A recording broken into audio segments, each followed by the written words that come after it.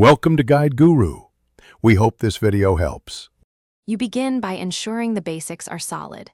Clean the sensor, choose a consistent surface, and plug in or replace batteries so movement is reliable. Next, install or update the mouse driver and manufacturer software so you can access DPI and polling rate controls.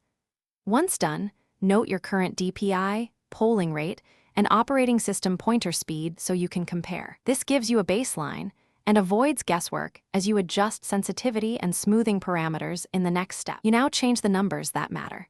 Start by choosing a DPI that matches how far you want the cursor to travel. Lower DPIs give steadier control.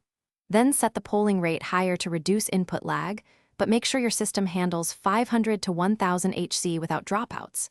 Importantly, disable operating system acceleration so movement is linear. Leave pointer speed near the midpoint and use DPI for gross changes. Finally, test small increments and perform short aim or tracking drills to feel the difference. You finish by dialing in micro adjustments and validating them.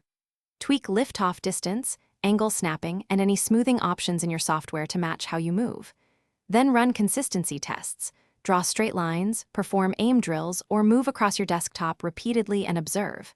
If you encounter jitter, stutter, or lag, make one change at a time.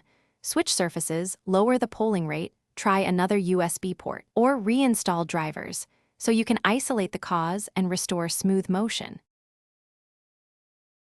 Thanks for watching. Consider subscribing if we helped you today.